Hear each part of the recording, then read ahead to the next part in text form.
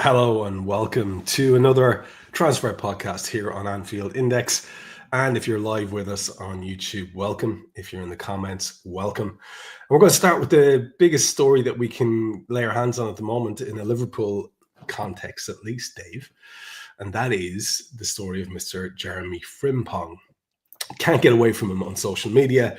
There are stories out there, left, right, and center, quotes from the kid himself. Loads of stuff from the past being dragged forward to look as if it's salient now. And he is the name in the mouths of an awful lot, at least, of some of the more in-the-know journalists, for what that's worth.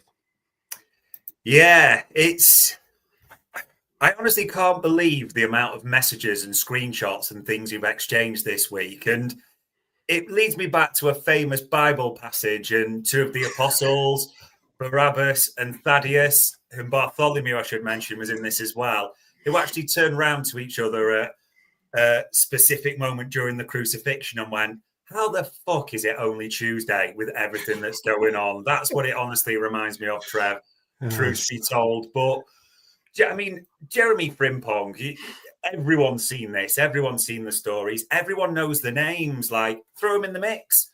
Romano, Joyce, Hunter, even Lynch from the other side. And, and everyone is talking about Jeremy Frimpong on any media outlet that you can care to name, from Germany and from UK journalists as well. It's important to say. So there's a lot of smoke around this. No one's a fool when it comes to this. It's clear Liverpool are looking hard at this player. And they're looking hard at him for a number of reasons, which we'll come to. And I'll let you decide how geeky we get on this, Trev, a little bit, and whether we just say it all. But the key thing to note from our side, from the transfer side, is Liverpool have looked at this player hard. No one is pushing this harder than his agent, okay? It's important to say that. His agent and his camp are going for this hard. They really want this Liverpool move, is all the info we're getting. And actually, it's funnily enough, his agent actually used to go to Liverpool John Moores Uni, funnily enough as well, even though everyone will be like overseas. And everyone got a bit excited when he dropped a picture of working in Manchester to obviously fan it all. So just to be clear, the smart money still says something happens here, doesn't it? Because there's so much smoke from big names. Of course there is. But it's also important just to put in the mix, his agent and his camp are driving this hard. Frimpong really wants this move, which is good, I suppose you'd say. You want a player to play for us. Of course you do. But it's just worth tempering that into the mix. And I'll let you decide.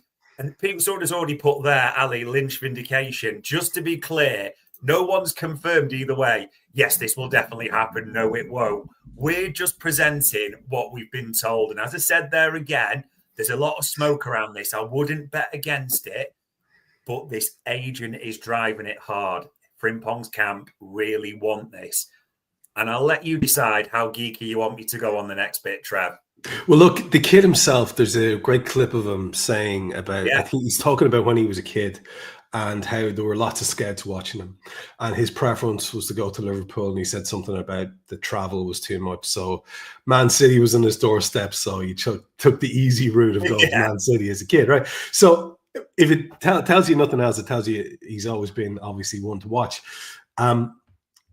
Just before we go any further, I want to get very geeky here because I want to understand why it is that people are high on Frimpong. We've all done the eye test on him. I think most people can see that he's a real threat going forward, and most people are concerned about the lack of defensive cover that might be there, especially seeing as we've spent years complaining, some of us, about that very thing as the only downside to Trent's game. And just for the record in the chat, the Vanderson thing is not coming up. It was a little bit of a miscommunication, so don't be stressing about Vanderson. Let's get into the weeds on this. I know you've spoken to someone who's got some numbers and angles on what it is that makes Frimpong someone that would be attractive to our, and we say this lovingly, nerds. Yeah, it was almost when I got spoken to an analyst about this and trying to understand it, what Liverpool are doing, someone who's connected with Liverpool. And sometimes almost like, I'm not going to lie, it's like when you're speaking to Dr. Brian Cock, as I said to you about black holes, that I get some of it, but not. So I even made notes for this to try and understand it. Because me and you, I think, look and go, Kirkes, Frimpong, who's actually defending in this whole operation? Like, who's actually doing some, like, are we just going to kill the midfielders and the centre halves? But it was interesting, and almost, I sound like a right nerd now, but I've made notes because I was struggling with it a little bit. The three key attributes Liverpool are looking in their fullback reinforcements this summer are pace, power, and they define power as, the ability to get up and down, road runners as they call them, all day, really important, and final phase contributions. Now, both Kirkes and Frimpong are rapid. We all know those numbers. They're absolutely rapid, no two ways about it. Second thing is, in terms of recovery sprints, it's often called, depending on which metric you use, right up there. And in fact, you can get this as publicly accessible data. Frimpong is top with over 1,000 sprints in the Bundesliga this season. So that's another thing that comes into the mix. At the same time as well, they're both third in a specific ranking. That in fact, Kirkes is third for crosses into the box in the Premier League.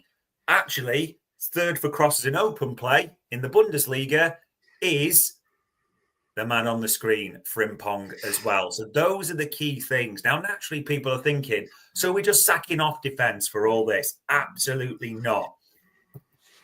The big element into it is the Liverpool's biggest fear, the way we play, is we get counter-attacked on. Transitions, as analysts would call it, isn't it? That's the biggest way we play.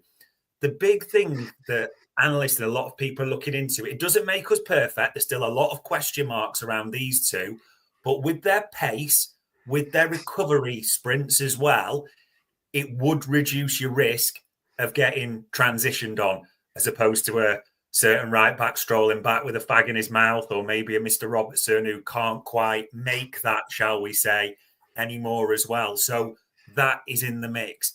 Yes, there's all sorts of bits we can debate about. Is he covering Salah as well when he goes to AFCON and all that? But that is the genuine information we've got from an analyst on that. And it does, again, you were like, okay, he's smarter than me, so it kind of makes sense. Yes, you've still got defensive queries, but it was a little bit of illumination I enjoyed getting today. And just to wrap it up, and I want to emphasize this for people, you were saying earlier on that this is quite agent-led, in your opinion. Is that solid info? Because it does seem as if he would be quite high on the idea of being a Liverpool player. Oh. So, for context, that could be a huge amount of why he's so out there as a name at the moment. Yeah, Frimpong is desperate to be a Liverpool player. His agent is desperate to get him that move to Liverpool. They both want that to happen. He is, of course, he's high up, if you want to use that phrase, as a few journalists are saying, on Liverpool's list. But a lot of the noise is being driven by his agents. As I said, and you're right to bring it back to it, you'd still bet that Frimpong ends up at Liverpool. I wouldn't lay money against it, put it that way. But it's important to say, for context, it is a lot of his camp that's driving it. Now, I can't think of a better way of segueing to the next story other than to say, poor Ibu Konate, who has spent most of his life running around trying to cover for his absent colleague over on the right-hand side of the pitch, who's off up creating plays. And now it looks like he's going to be looking at Jeremy Frimpong's arse about 50 yards away from him, or Jeremy Frimpong's face charging back towards him, hoping to get involved in the play. But that is all, isn't it? Presuming that Ibu Konate is a Liverpool player next season. And it's a bit of a worry at the moment. Yeah, it's funny, actually. A lot of people made a fuss about this. Fabrizio Romano said it and a few others, but how many weeks have we now been saying on this transfer show that our info is there's no progression? It seems to have hit a bit of a worrying part around Konate's contract. And I've used that phrase a number of times. There's a real fear at the club that this is the hill that the nerds, the bean counters die on, because they won't go past a certain point. And yeah, I mean, that's coming out more and more in the public remained that way. Unfortunately, you have to be saying it. It's the same stories, which worries me, and even more around Real Madrid have got in his ear as well. Real Madrid are looking for a centre-half now, but also Real Madrid have been speaking to Konate's camp. And I mean, no one wants Ibu to leave, of course. Just be absolutely clear. We all want him to stay. But I've got double worry now because the worry is Real Madrid are in his ear. That, as we said before. But a lot of people are just going, that's fine. If he won't sign a new contract, sell him to PSG. Okay. PSG then have all the chips in their side of the table because everyone's just got, PSG will give you 70 million. Trev, why would they? They'll know he has a year left to go. They know we want to sell him, wouldn't we, at the same time? And Liverpool can't really afford to let him leave on a free. We've talked about that. So everyone just going sell straight away. I don't think it's that simple. This is my worry for the summer. And the reason I also say that is we know what's happening at right back, but what team has won the title and then got rid of half of their defence, as in the right back and the right-sided centre-back, and it all ends well? I can't think... It doesn't bear well in football, doesn't it? Especially centre-halves. They're about partnership, understanding. So that's the first one that is a worry, and it's not good news we're bringing on that. The second one, Dean Hujsen. We've talked about him an awful lot. As a lot of people are reporting on the continent now, Real Madrid are seemingly set to make a move for Dean Hujsen. And as we said before, if Real Madrid make a move for Dean Hujsen, it's all over, isn't it, really? We know where he wants to go. We know. So that is the alternative a little bit. And that would seem all bad news a little bit. And I get that. I completely get that around centre-halves. However, a little glimmer of hope.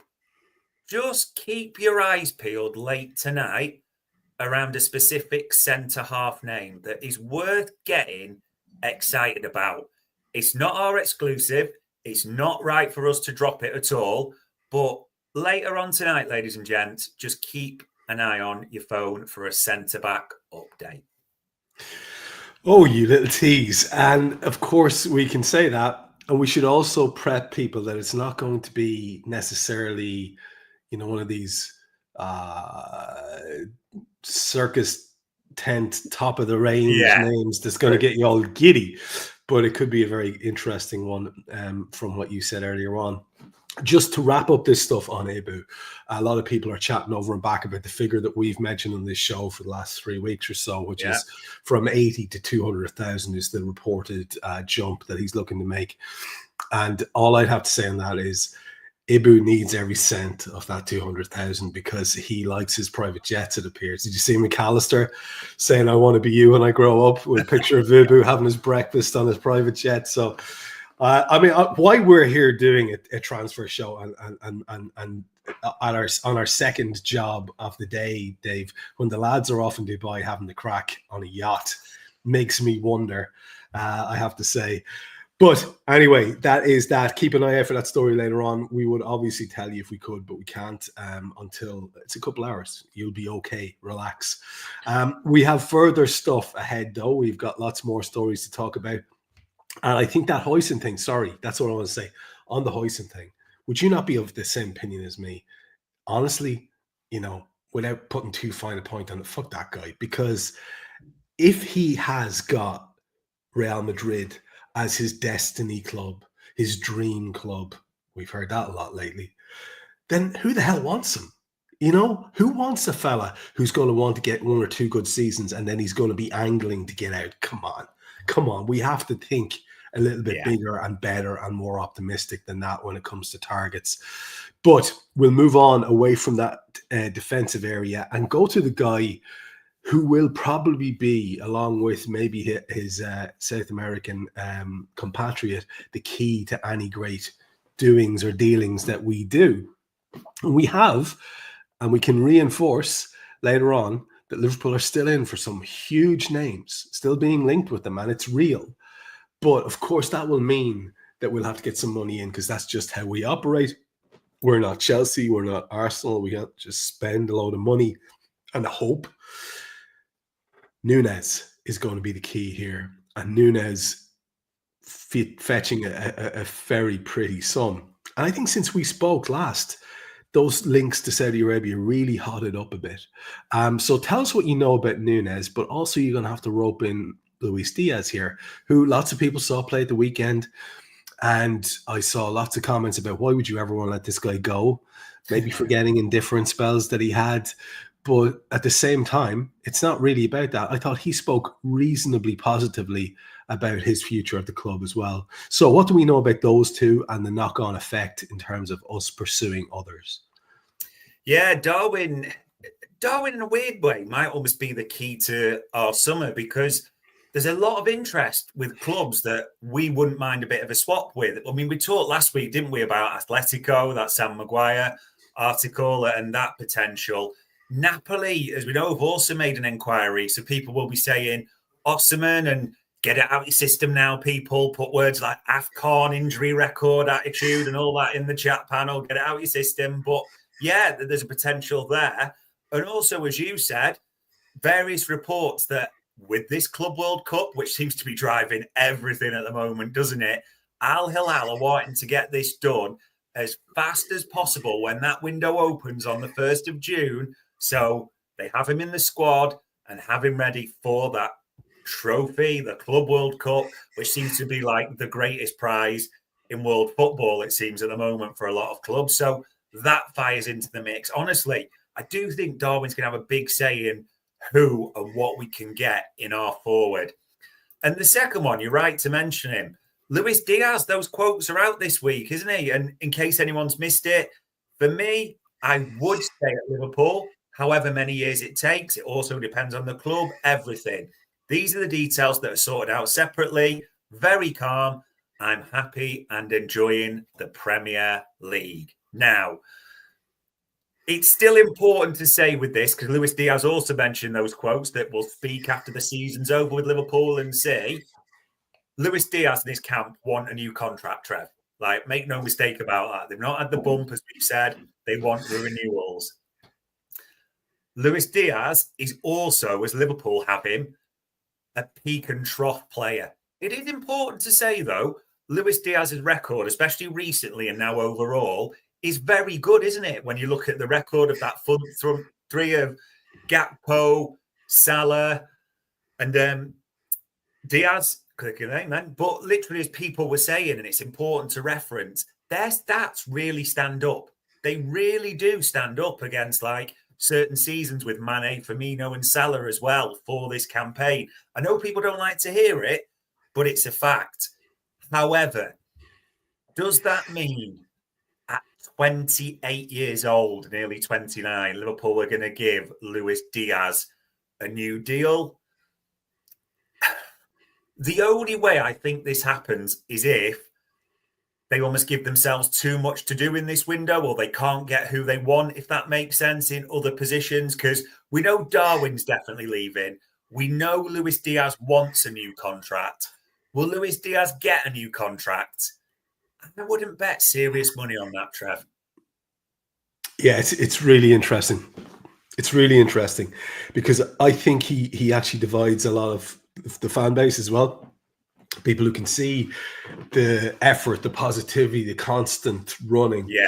And then people who are very frustrated with what they perceive as the less than stellar impact in terms of goals and assists. Yeah. So that's where the split is, I think. And an awful lot of people would I think, if Diaz was willing to accept an offer that we can make work in our budget, I don't think there'd be too much sense in moving him on when we have so much work to do elsewhere.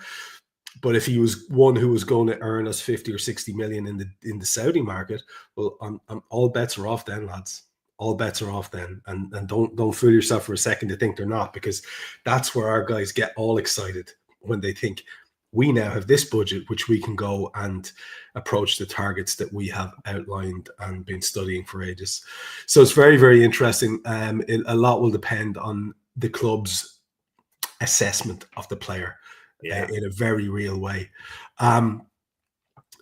There are a couple of names there that I just want to circle back to that are still in the mix for Liverpool. Yeah. It is fair to say that we are still targeting these top-end names, because an awful lot of people think, oh, there's nothing to that. Like, people can dismiss the Isak thing because they assume with Newcastle on the verge of Champions League football and the fee that they've already quoted to people, that's just not realistic.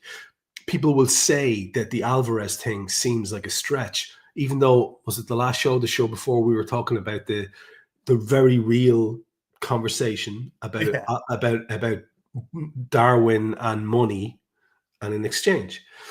And Osimhen is still being linked as well. So just talk to us about those before we go into the brand newest name, which will kind of get people excited. But just talk to us about those two long established high profile targets, because I'm not hearing much Gyökeres in our orbit at all. No, I wouldn't even put Gyökeres in the mix personally, unless it's just the biggest smokescreen red herring situation we're in ever in Liverpool transfer history. But I get it as people say this. You'll never get any of these players. They're impossible targets. It'll end up being, we said off camera, didn't we? People keep mentioning like Sesko, Ekitike because of that. And I get it.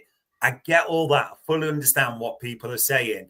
However, our info, as we mentioned repeatedly, is Liverpool are trying to get Isak and Alvarez. Not together, of course. Let's not be absolutely ridiculous. You can't like hijack the Tooth Fairy and the Easter Bunny at the same time. Don't get me wrong. But those are the names that we're getting. So it does very much seem Liverpool are targeting, not going to, I still don't think they'll get them. We've said this repeatedly, but Liverpool are looking at an elite forward to come in.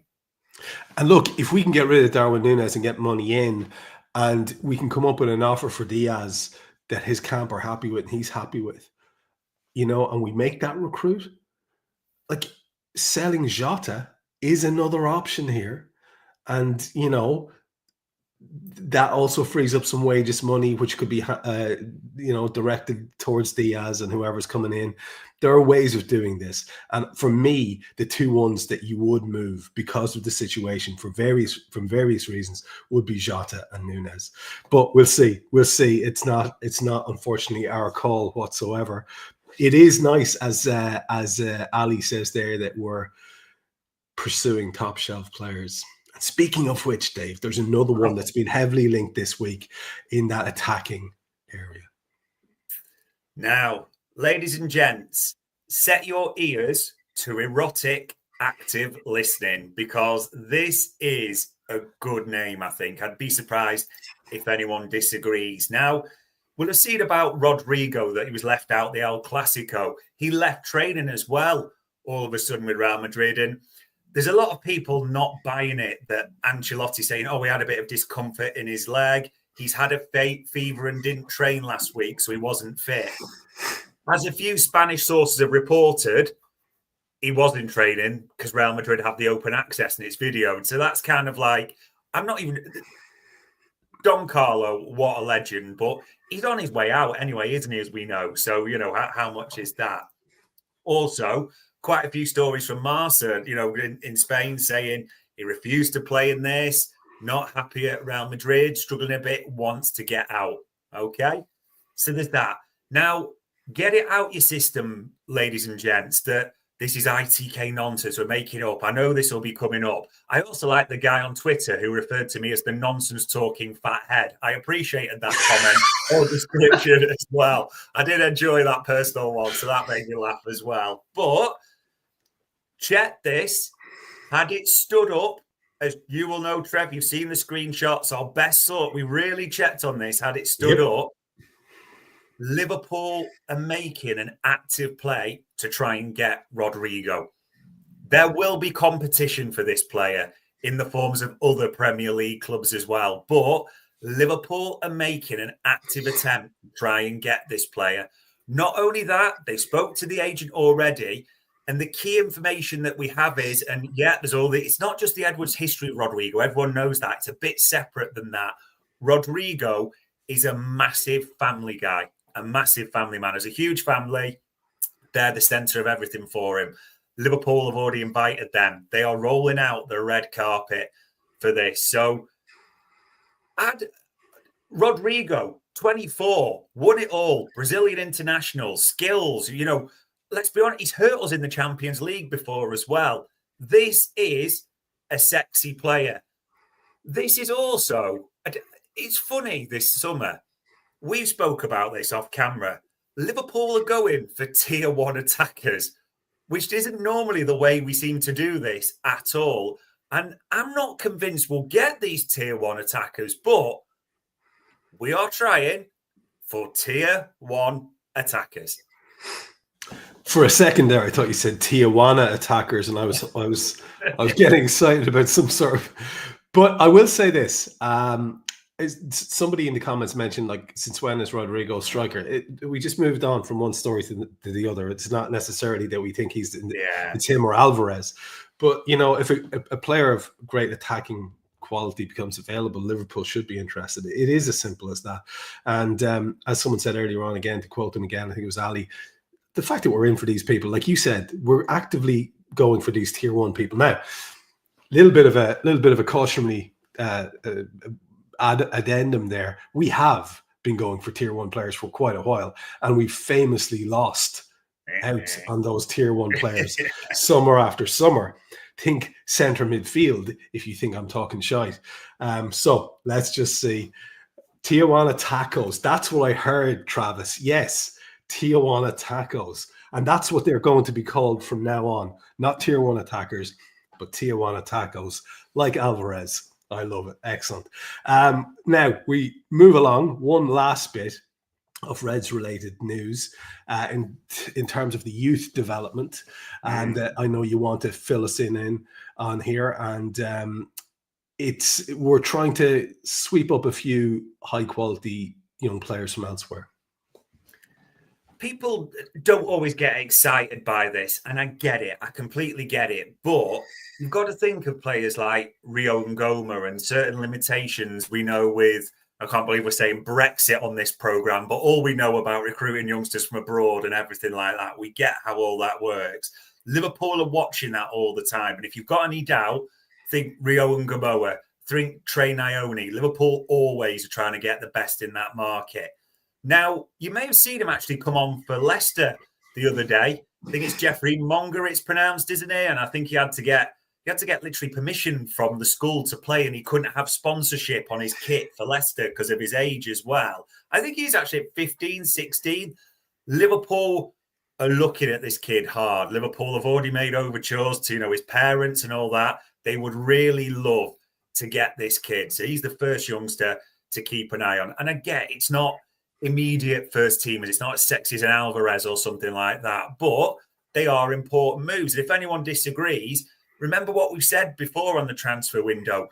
The full expectation, the briefing from Liverpool side is Rio and Ngoma, they don't want to block his pathway into that first team next season, so keep that in mind.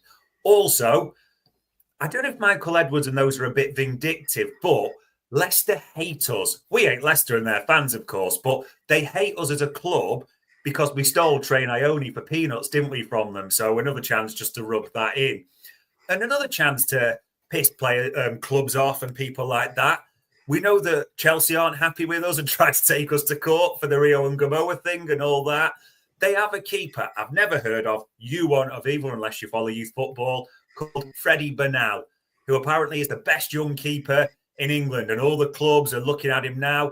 Liverpool, along with Arsenal, are the two in the mix trying to get this kid to their clubs. So I know it's not always the most exciting, but Liverpool are trying to attract, get, whatever you want to call it, the top youth talents. However, just to put it to bed when we're talking about youth talents, I am told this has nothing to do with Arne Slot being pictured with Wayne Lineker at Ocean Beach, Ibiza, when recruiting youth talent. Arne's had a shocker this week. He's had a shocker for himself. He's made a few very bad decisions as Arne Slot. Fair play to him. I love this format, by the way, because how cool is it having a look at Monga doing that while we're talking about him? And he has the look of a Tijuana taco, that lad. I'll tell you that much. Let's move along to the Premier League in general now for the next section of the show. And we know that Manchester City are going to want to reboot in a big way. Of course, they have the likely boost of their best midfielder coming back. They also have the likelihood of the most dangerous attacker in the league probably having another one of those seasons. So those are going to be big factors immediately, but they will want to do some recruitment. And we know they were linked with Gibbs White, and they've also, according to this here that you've put in the notes for the show, been linked with someone that I know there was someone screaming about it in the chats. Please talk about Baliba. And how many times, I think it's the last 2-3 shows in a row, you've used the phrase, I'd love to be saying this name, but we're not hearing this name. So talk to us about City and who they're linked with, because unless I'm mistaken, there's also another name, a very high-profile German footballer who Liverpool were linked with just today. Yeah, it's... For next season, everyone's talked about Arsenal and their strikers. There's a bit of a worry for me that Manchester City, with the players they're going for, could really be back in next season. And obviously, we know De Bruyne is going. They look at revamping it. And yeah, I mean, we mentioned there, Balaba's another name that's coming up from various journalists. They've had a good look at him as well. Don't like that.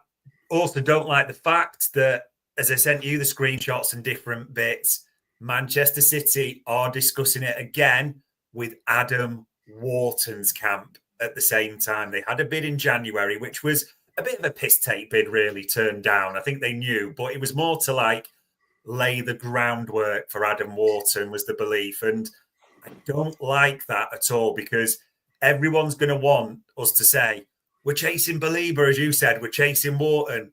No, for what we have, Manchester City are, lads. So that isn't good news particularly either. You can see on the screen as well there, Mike McGrath had it in the Telegraph. Reinders is another name that they're looking at. And I think if you put it in the chat panel as well, Bayern Munich are still the favourites, but Manchester City, we mentioned this name before, are having a proper good crack at trying to get Florian Wirtz. And they're positioning themselves because they expect it to be Bayern, as many do, but Bayern have got a few, not money issues, but making the books balance issues, let's call it that way, which we'll talk about. So I'm not going to lie, Trev, of all the segments we've had in the show, this is the one I hate the most. Because imagine City get players like Baleba, Wharton, Gibbs White, Reinders, Wirtz. I'm not saying they'll get all of these, but we're not happy if they get a couple, are we? And all of a sudden, Rodri back as well. You're a bit nervous about City again, aren't you? Yeah, and rightly so. I mean, you would have to be incredibly naive to write them off as being done all of a sudden, because it's just a couple of factors need to get fixed back in. And I can just see how that season just got away from them. And there's a mentality thing. We've seen a little bit of it ourselves over the last couple of games where it's like, if you don't have to do something, or if something is just absolutely going to be beyond you in terms of not realistic, then your brain does shut down to a level. They won't start the season like that. And they will make some clever purchases over the summer, you can be sure. Just on the Wirtz thing, there was an article on AnfieldIndex.com today which was quoting a German outlet called Kölner Stadteinziger, KSTA, as being of the opinion that Liverpool had held direct talks with Florian Wirtz. Only saying what I've seen on the website. I don't know if you've anything to back that up. The problem is with Wirtz, he's a player Liverpool are well informed of. I think of course, they like him. I think every big club in the world likes him. I think that's the problem, isn't it? Bayern Munich have obviously got the connection and, staying there. And let's be honest, all his pals are at Bayern Munich as well, from the international team as well. Like Musiala, that comes into the mix. Manchester City will pay far more in wages than we will. Let's not pretend that. And they're about to shift Kevin De Bruyne off their books as well. I just don't see it. I would love to say it's true. Nothing would give me more pleasure than to see us sign Florian Wirtz and almost play him as like a false nine almost that could be there and he'd be dynamite. But can't see it. Worth to mention, though, just because, like I say, we saw it there and someone else might be saying, why are they not bringing that up? Now, Arsenal have, as we know, won the several trophies this season, including the one for most wins against the top six, which is a movable feast, but fair play to you. And also best lads at holding light bulbs under their chins. But in reality, they have gone another season without a trophy, and their manager is a terrible set of lads who's going to go again and be backed, it appears, in the transfer market and fire some more cash at the wall. And the one link that we have for certain with them, it appears, is not for the one area that they were crying all season that they desperately needed someone for, but it's for yet another midfielder. Our pal, the name that I coined back in the day, Mountain Nonce. It looks as if Mr. Zubimendi is very definitely on his way towards Arsenal from what I can see. Honestly, I don't know if anyone saw the quotes that have come from Zubimendi about it. I kind of thought like they must be lies, but quite a lot of journalists have said, no, we've got those quotes as well. I mean, Mountain Nonce and people going, oh, like Arsenal fans, they've won something. No one else wanted Zubimendi. That's not to say he's a bad player, but over 26, like the reluctance to move. I think everyone else has moved on. So that's why Arsenal are in the mix. And the only game in town a little bit from him, if you speak to many journos. So there's that. But for him to talk about, oh, I've looked at other clubs and, you know, I want to be part of the Arsenal project. Does he buggery? Like, who really says that? Come on. Oh, I will want to win trophies at Barcelona or Real Madrid or like, come on. Like, if you honestly believe that, you need help. But God bless them Arsenal fans. They are determined, if nothing else. And then the other ones to mention, if you can see it on the screen, they are in talks with Leandro Trossard because there is speculation that if he signs a deal beyond 2030, that his Cruella de Vil haircut will go all the way through. So we're all intrigued to see what happens there. And you'll love this as well, Trev. Not only are they looking at picking up a defensive midfielder, the other news we have around Arsenal is that because Kieran Trippier is set to leave, they are looking at another left back. Yes, another position they have zero options in, of course. That's just spectacular. What's the Trossard angle? Just repeat that to me. Or what was the? Is it an improved contract or an extended contract or both? Bit of both, yeah. Running because I think he's like nearly. I can't remember. I think he might even be over 30. But I kind of judge Trossard in the Premier League by how big that Cruella de Vil thing gets down his head, like in what years, how old he is. So I'm guessing they just want to see if that gets all the way to the back, maybe. But he's been a good player in his pomp, but he has. But you don't like. It shouldn't trouble anyone that Arsenal are keeping Trossard as one of their attackers. No, and long may this frustration period last for them, because I'm knocking great fun out of myself personally. We move from Arsenal to Chelsea and United, who are both in kind of some sort of battle for at least one youngster, and also for a lad that was linked with Liverpool, it seems, for the striking berth. So talk to us about Chelsea and United and the various links there. Yeah, people have never heard of this kid, but Barcelona teenager Juan Hernandez Torres is targeted by both. I think Chelsea have a thing about signing youngsters who they're never going to use, don't they? And stockpiling them Sweeney Todd styles. This almost feels like it'll be another one who they buy and it's like you'll never hear of again. But United apparently in for him at the same time. And then Liam Delap. Has there ever been a striker that's been relegated like this and seemed to be in such demand? I think that price tag of 30 million for a homegrown striker with real promise is just exciting everyone. And United are in the mix. Chelsea, we said, are in the mix. Arsenal.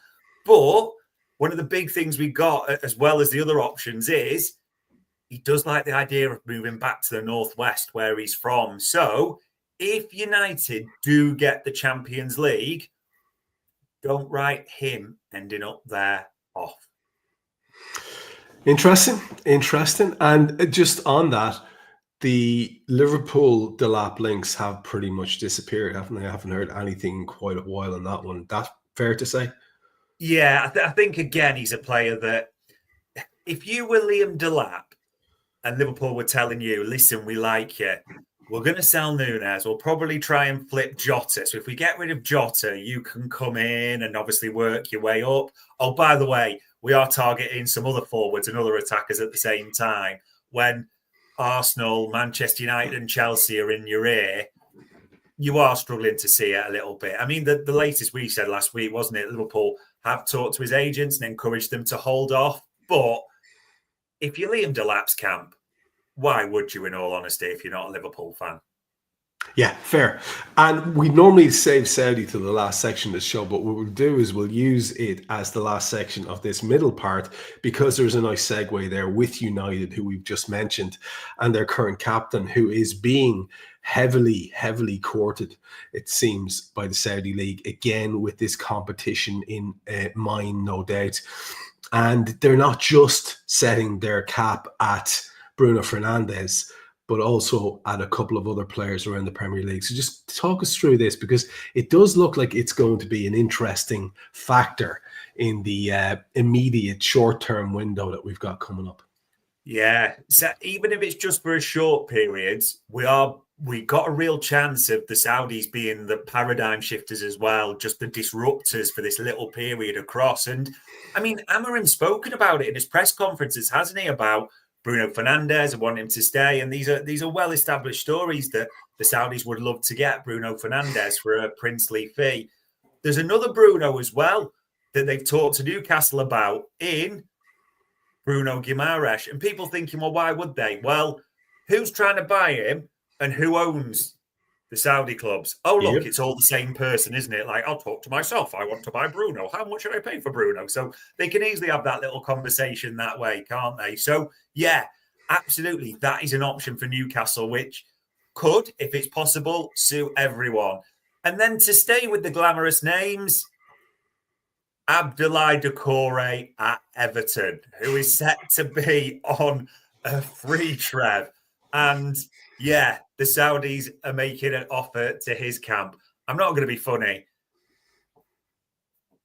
Put it this way, if my option is between Everton and Saudi, then the Clashers Rock the Casbah is going straight on my CD player, put it that way. Grab the bag is what I would say. Grab the bag.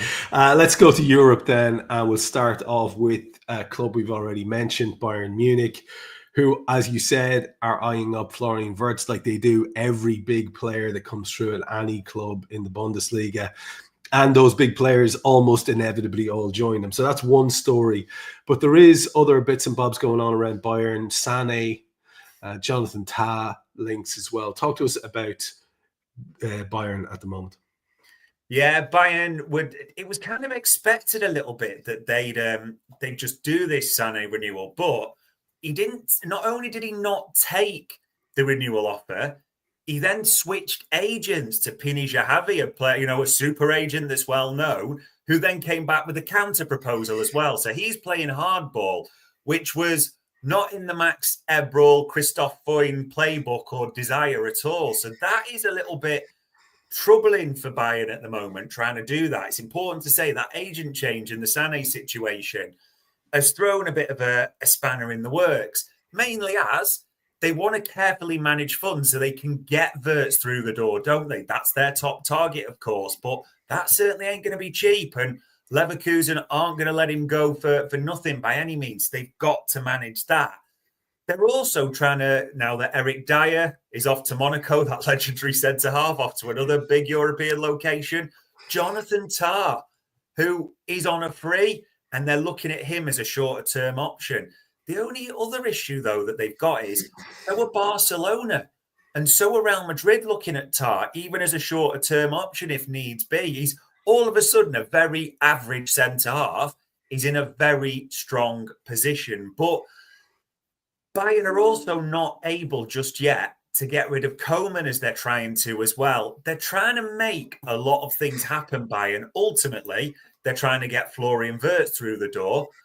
But them books have got to be balanced, haven't they? And it's just not quite proving as easy as they hoped it would be at this stage. Plenty of time to go, obviously, a whole summer to go, but it'll be interesting to see what happens there. Tell me you saw Tommy Muller's stand-up routine on the pitch in front of the fans. My God, that lad, that's tremendous work. We have a couple of other stories before we wrap. And we'll start with Napoli. And what I like about this one is it's a link to two players who Liverpool have had connections to. One, a little bit of a cheeky one and a little bit of a manifestation for some. And the other, a little bit of what people might have considered a consolation prize and someone that they'd have seen during the season. So it's not just Napoli, though. There are other people interested as well. Talk to us about Napoli and the spin-off from that with the two players in question. Yeah, Napoli in the substance or the style they normally do it, trying to recruit the great midfielders of the Premier League like Scott McTominay and Billy Gilmore are now trying to get, aren't they, Kevin De Bruyne on a free transfer that way as well. So I think it's well established, this link, that they're also, it's important to say, the only major European club or a Champions League club that's out there with De Bruyne at the moment that we know has been reported. So it will be interesting to see if he's attracted by that one at all, but they're certainly in for him. And the other players, quite a few have reported they're certainly in for a player that a lot thought would end up in the Premier League, and maybe he still does, but the little striker, Jonathan David, a lot of people expected him to end up, didn't they? Just all go to a free. He'll be that attractive. But Napoli are the only ones that have been officially reported as having an offer on the table for Jonathan David. So, in a way, you've got to respect Napoli's business a little bit, aren't they? They could be two good pickups, if you want to call it that, on a free for them. So, be an interesting one. Kevin De Bruyne with mad Tony Conte and mad syphilis-ridden Antonio De Sanchez. Not my words, factual medical evidence, as he's admitted himself before. So it could be an interesting mix, but imagine that double pivot, Trevor, the classy De Bruyne and McTominay,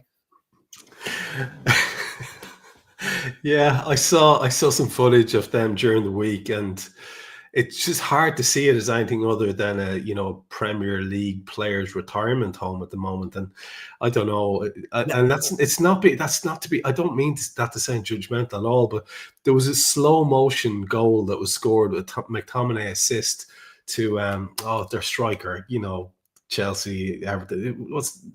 Who's the guy? Yeah. You know what I'm talking about. My mind's going blank. But the whole thing happened in slow motion. It was just like, oh.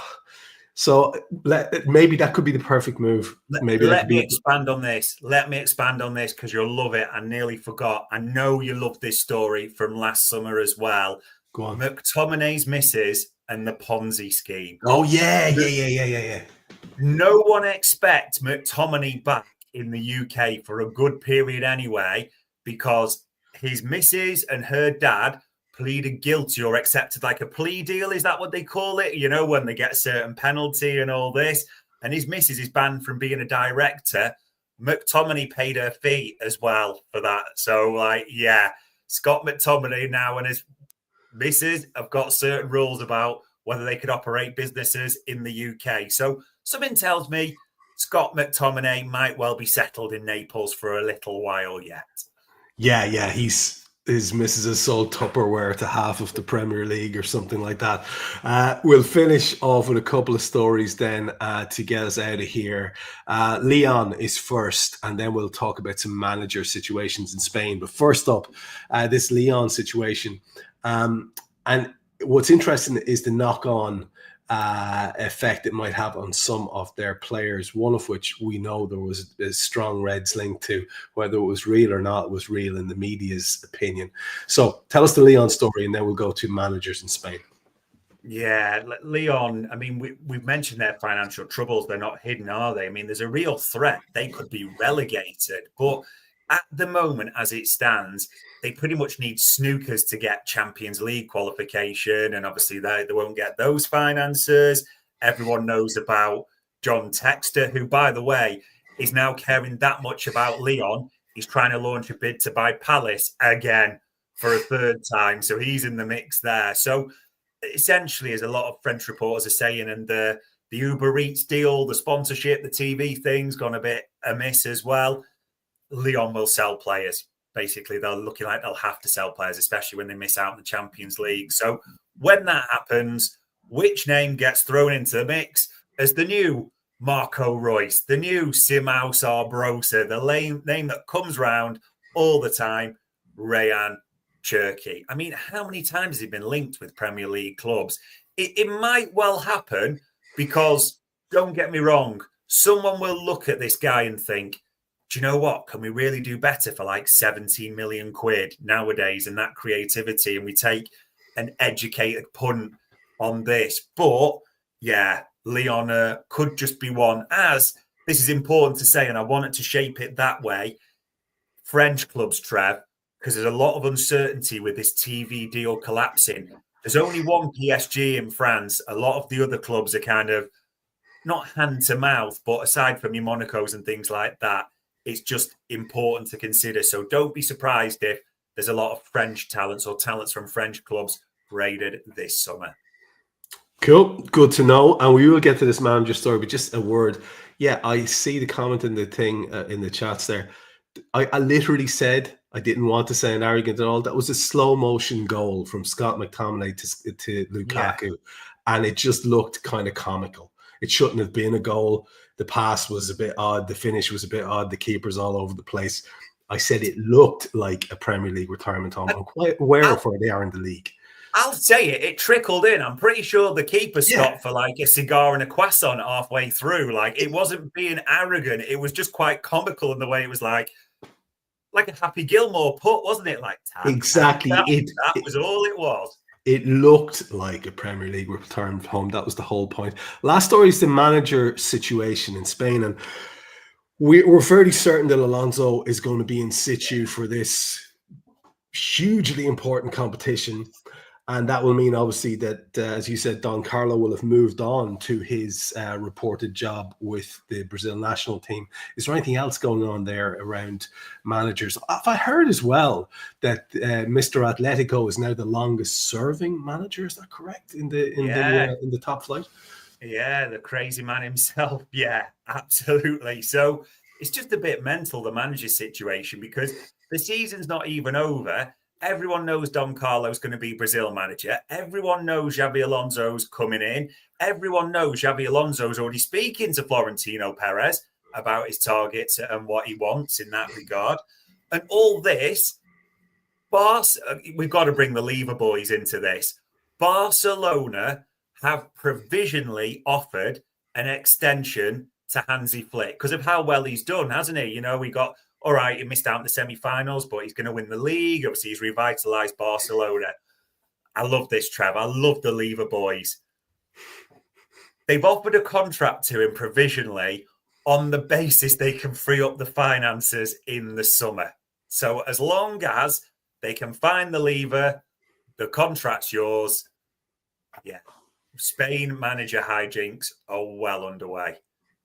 Tremendous. And that's a good spot for us to finish. But we don't normally just go out on a hard out. There's usually at least one thing that you've been holding in reserve or a hot take that you've got to give. So I'm going to give you the floor and see if there is anything you want to finish on, even if it's just to further flesh out something that we've talked about already.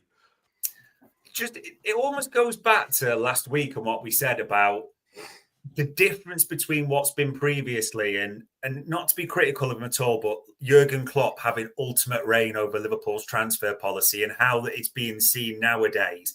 It's important to say contingencies. Liverpool, they're intelligent operators. They're smart enough to think it's going to be really difficult to get Isak, an Alvarez, a Rodrygo. Of course, they know that at the same time. That is why you're also seeing names like Sesko, TK. We also talked about you before a few weeks ago around they've looked at the option of could you get a wide man who can play in the middle and, have options. That Liverpool are looking at so many contingencies in that regard. And I'll go back to what I said to you 3 weeks ago, and I keep saying it. The only thing I would bet for certain on Liverpool's forward line right now is Darwin Nunez is gone and gone early. That is the only thing I would say that I'm confident and certain of. You're confident and certain that he will be receptive to the Saudi request. That's the information that you have, is that his camp and he are happy to make that move. Yeah, and it's important to say as well, it's a good shout in full context. Happy to make that move, but also Darwin Nunez wants out of Liverpool. Liverpool want Darwin Nunez gone so they can start their summer and get the attacking business done. So it's just a question of how quickly everyone can be satisfied. Just before we go, can we do a minute of manifestation where we get Darwin to Atletico and Alvarez coming back the other way? There we go. DJ, baby. Let's do it. Right, we will wrap this one up. It's been another enjoyable show. Nice to have the interactions with you in the chat box. Hope you enjoyed watching live. Quite a lot of you. Nice to see. It's very heartening indeed. And we'll be back with you, no doubt, within a couple of days, because it's that time of the year. So from me, take care.